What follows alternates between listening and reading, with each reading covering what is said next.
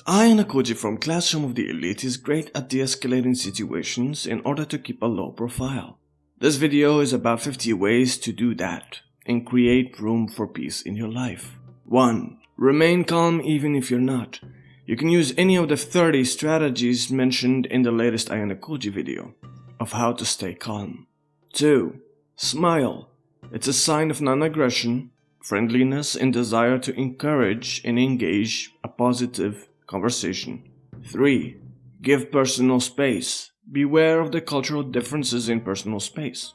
Asians, for instance, need more space than Americans. Just Google Eastern versus Western proxemics. 4. Ask the person if they would prefer to be alone. 5. Lower your voice if they are loud, so the contrast between you two will make them realize they're doing too much. 6. Keep eye contact limited, but do not look away. It's enough to seem engaged in the conversation. If you look away, you might get sucker punched depending on the situation. 7. Allow silence for reflection. Use pauses to let a point sink in.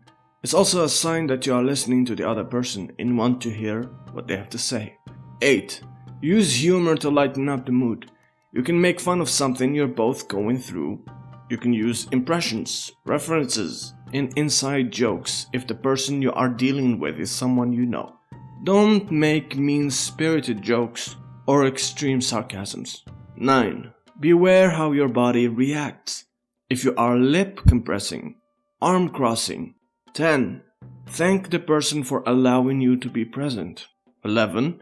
Find something to agree with the person about, if possible. 12. Listen without interruption. It's a dismissive behavior. 13. Summarize the person's statements.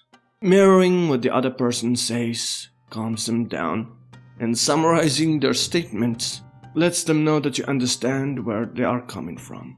14. Ask if the person is comfortable speaking with you or if there is another person with whom they feel comfortable speaking. 15. Get them away from what is upsetting them by either removing the trigger or 16. Changing the location. Move somewhere near that doesn't have as many people. The person wouldn't have to save face using exaggerations or being too aggressive. If you deprive them an audience, they will calm down because there is a vacuum. 17. Speak slowly and clearly in a calm and confident voice.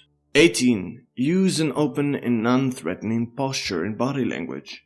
19. Validate the importance of their feelings and perspective. 20. Normalize the source of the upset. It is a normal response to feel upset about this, you can say. 21.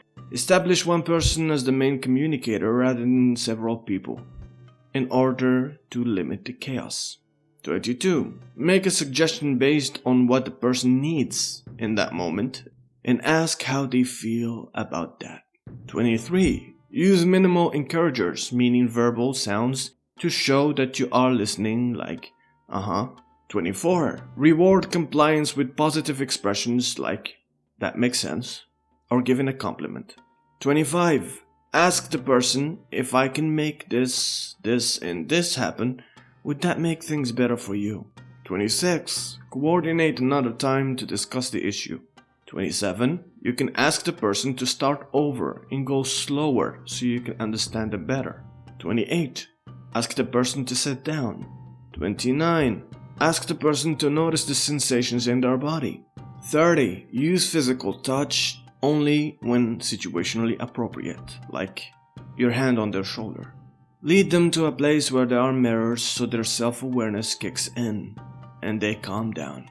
32. Recognize if they just want to vent or seek a solution. Women often want you to listen rather than find a solution to something. It will save you a lot of headache if you realize this one. 33. Make a display of noting their concern down, or actually keep a record of what they said, and then say, I'll look into it. 34. Ask a series of questions that aim at clarifying the situation and detecting their need. Open-ended questions are better than closed ones because they allow the other person to share their concerns or provide a hint to the real issue. if you listen, that is. 35. If they are anxious about the situation, remind them they're not in trouble. People are more likely to do bad things if they feel like they have no choice in the matter. 36. Provide options so they can choose the one that best suits their needs. It makes them feel in control of the situation and less reactive. 37. Apologize for a mistake you did. It shows the person you are willing to save their face and put yours at risk. 38. Set boundaries that will make both of you feel comfortable. 39. Avoid making demands, threats, or ultimatums. 40. Pay attention to exits and openings in the room. 41. Make sure the other person doesn't feel trapped in the room. 42. Avoid finger pointing and excessive gesturing. 43. Get them to say yes more often by asking simple questions that are close-ended. They are less likely to be angry at someone they consciously agree with. 44. Use we instead of I to create a sense of union. 45. If you are working, offer refunds, promos, and other means to make up for a mistake or inconvenience.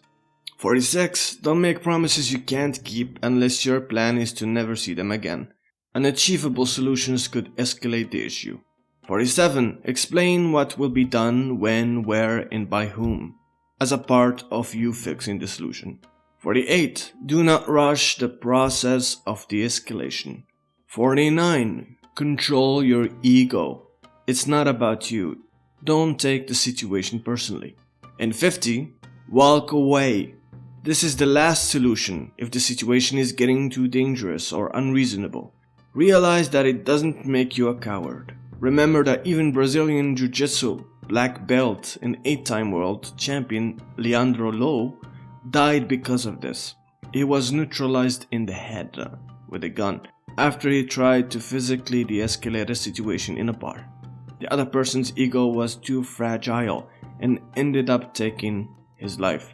Use your words, and if nothing works, leave. Walk away. Your life is important. If you like to support my work, consider Patreon or buying my book, Awaken the Fox Within. If you like this video, make sure to leave a like and watch my other videos on Ayanokoji, like this one over here. I'll see you there.